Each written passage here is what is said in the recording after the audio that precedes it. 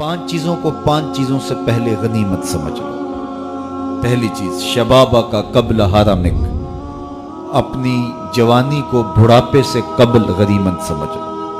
آج جوانی ہے، اعضاء میں زور ہے، آج عبادت ریاضت کرنا چاہو، کسی دکھی کی مدد کرنا چاہو، کسی کے کام آنا چاہو، روزے رکھنا چاہو، نوافل کی ادائیگی کرو، جو بھی عمل خیر کرنا چاہو، تمہارے قوا تمہارا ساتھ دیں گے، لیکن بڑھاپے میں چاہنے کے باوجود بھی کچھ نہیں ہوگا۔ گئی جوانی آیا بڑھاپا تے جاگ پئیاں سب پیڑا، ہن کھایاں کچھ کم نہ آون سونف جوین ہریڑا۔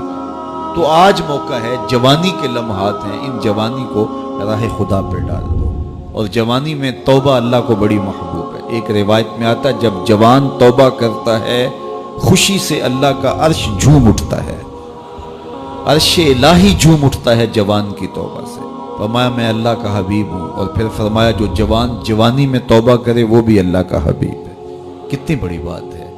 تو جوانی یاد الہی میں گزرے، ذکر الہی میں گزرے، تو فرمایا جوانی کو بڑھاپے سے قبل غنیمت سمجھ لو۔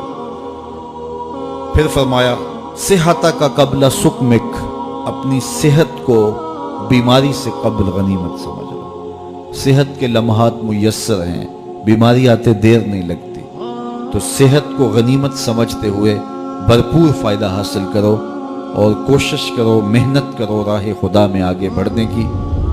وغنا کا قبل فقرک، تیسری بات ارشاد فرمائی، اپنی غنا کے دور کو، مال و دولت کی فراوانی کے زمانے کو غنیمت سمجھو فقر سے قبل۔ کہتے ہیں غربت آتے ہوئے دیر نہیں لگتی، اوپر جاتے ہوئے وقت لگتا ہے، اوپر سے نیچے آتے ہوئے وقت نہیں لگتا۔ تو فرمایا کہ دولت تمہیں میسر ہے تو اس دولت کو کام میں لاؤ، دولت کو سنبھال کے نہ رکھو، یہیں رہ جائے گی۔ ایک کفن ایسا لباس ہے جس کو کوئی جیب نہیں ہے، یہاں سے کچھ کسی نے لے کر نہیں جانا، اور نہ آج تک کوئی لے کے گیا جانا۔ سکندر گیا جب دنیا سے تو دونوں ہاتھ خالی تھے۔ تو اصل وہ ہے جو ہم ساتھ لے کے جائیں گے۔ میرے حضور نے فرمایا، ابن آدم کہتا ہے مالی مالی مالی، میرا مال میرا مال۔ فرمایا اس کا مال وہ ہے جو اس نے کھایا یا پہنا اور پرانا کر دیا یا اس نے آگے بھیج دیا۔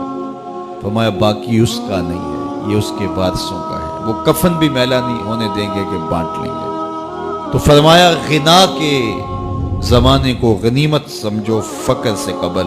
چوتھی بات ارشاد فرمائی، فراغت کے لمحوں کو مصروفیت کے وقت سے قبل غنیمت سمجھو۔ آج فراغت ہے، بہت کچھ کر سکتے ہو، گزرتے لمحات کے ساتھ ساتھ کندھوں پر ذمہ داریوں کے بوجھ بڑھتے چلے جائیں گے، پھر کرنا بھی چاہو گے فرصت نہیں ملے گی۔ تو فرصت کی گھڑیوں کو غنیمت جانو۔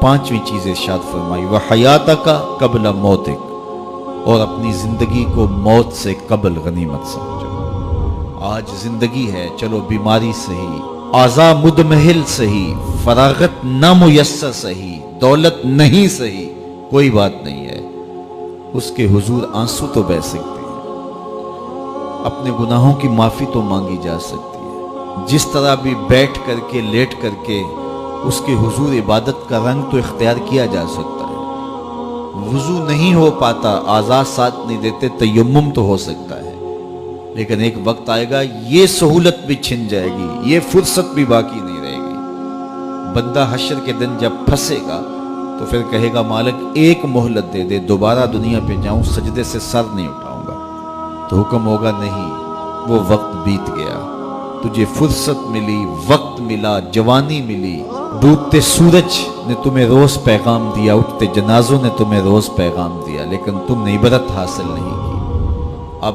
تمہارے لیے پلٹ کے جانا نہیں ہے، اب تم یہی رہنا ہوگا اور اپنے گناہوں کی سزا گوارا کرنا۔